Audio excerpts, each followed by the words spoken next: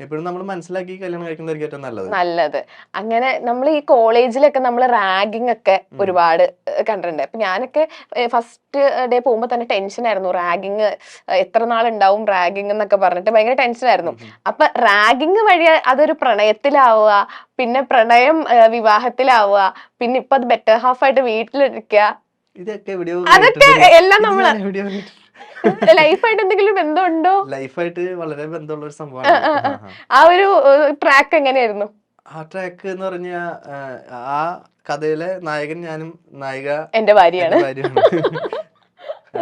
ശരിക്കും പറഞ്ഞ ഞാന് ഡിഗ്രിക്ക് പഠിക്കുന്ന സമയത്ത് ആണ്, ഞാൻ തേർഡ് ഇയറിൽ പഠിക്കുമ്പം പുള്ളിക്കാരി ഫസ്റ്റ് ഇയർ വരുന്നു. അങ്ങനെ ഞങ്ങളൊരു സീനിയർ ജൂനിയർ ബന്ധമായിരുന്നു ആദ്യം. അതും ഈ പറഞ്ഞ ഒരു കഥയൊക്കെ ഉണ്ട്.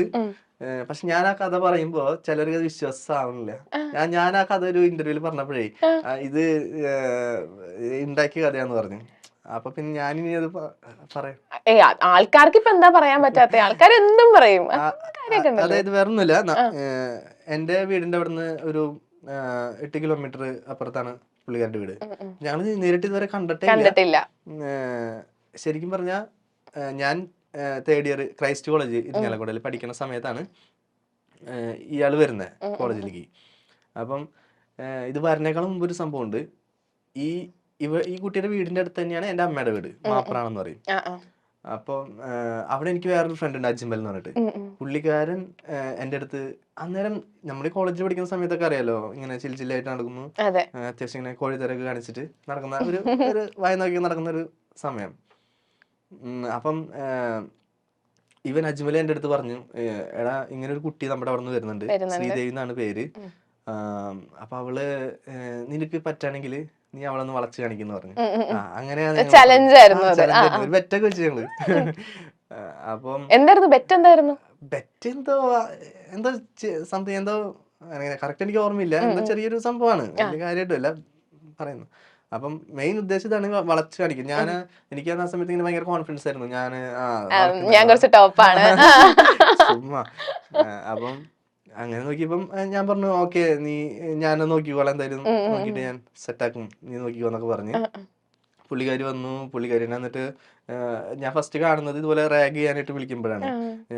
അവര് 3-4 പേര് ഇങ്ങനെ നിൽക്കുന്ന സമയത്ത് ഞങ്ങള് വിളിച്ചു, ആളെ അടുത്തോട്ട് വിളിച്ചിട്ട് പേരും കാര്യങ്ങളൊക്കെ ചോദിച്ച് ഞാൻ എന്നിട്ട് അവളുടെ അടുത്ത് പറഞ്ഞു, എനിക്കിപ്പോഴും ഓർമ്മയുണ്ട് ആ സാധനം, ഞാൻ നിന്നെ പെണ്ണ് കാണാൻ വരുന്നതാണ്, നീ ഇപ്പം എന്നെ ചായ കേട്ട് മന്ദം വായോ എന്നൊക്കെ പറഞ്ഞിട്ട് അങ്ങനെയായിരുന്നു തുടങ്ങിയത്.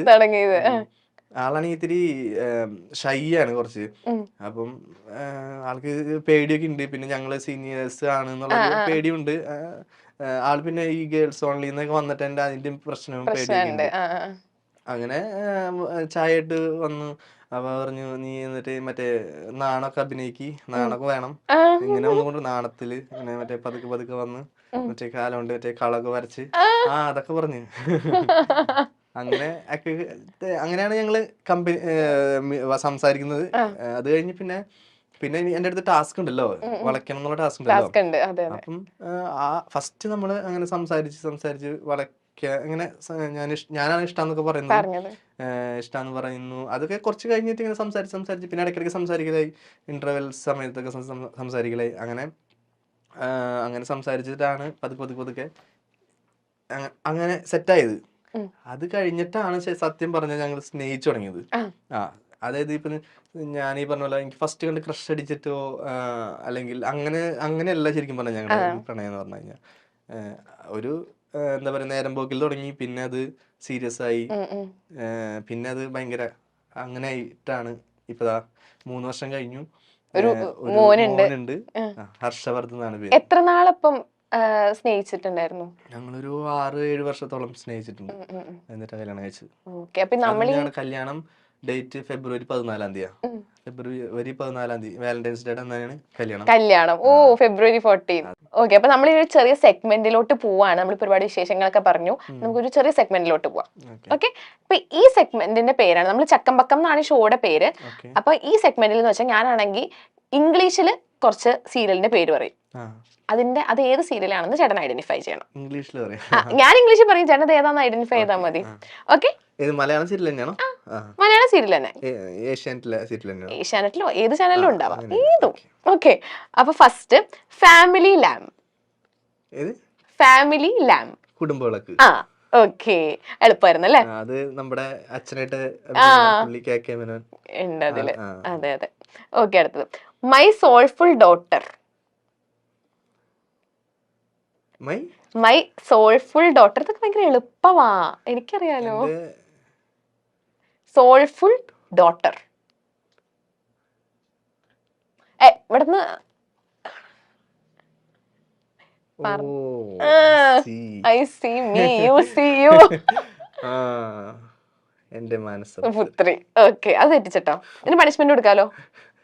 പണിഷ്മെന്റ് ഫസ്റ്റ് പറഞ്ഞിട്ടുണ്ടായിരുന്നില്ല. പണിഷ്മെന്റ് ഉണ്ട്, നമ്മൾ ഏത് തെറ്റിച്ചാലും ഞാൻ ശരിയാക്കിയാണ്.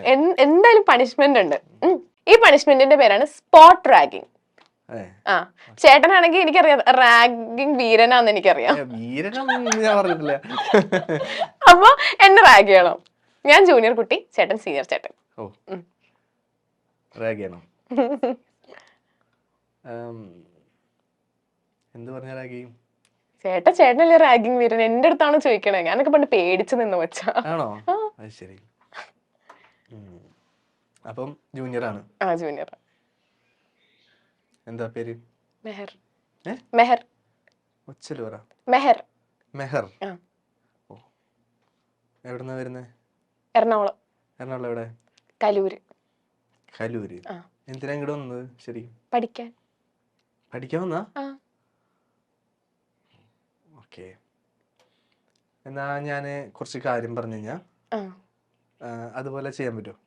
എന്തോ ഒരു കാര്യം പറഞ്ഞ അതുപോലെ ചെയ്യാൻ പറ്റുമോ? പറ്റുമോ? എന്തേട്ടാ?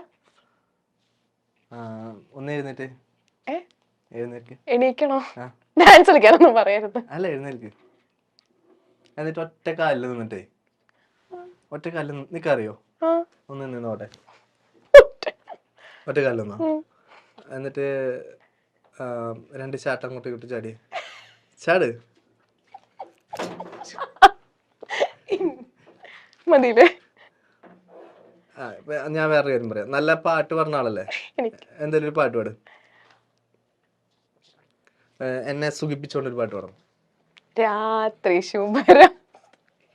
ഇത് കേട്ടാ ഞാൻ എങ്ങനെ ഞാൻ സുഖിക്കുന്ന പറയണേ?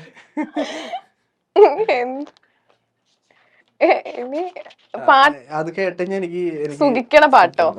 സുഖിക്കണം. കുഞ്ചിയമ്മയ്ക്കഞ്ച് മക്കളാണ്, അഞ്ചാമന പഞ്ചാര കുഞ്ചു. പാടിട്ടുണ്ട് അങ്ങനെ ഏതെങ്കിലും അവിടെ കോളേജിൽ പഠിക്കുമ്പോ?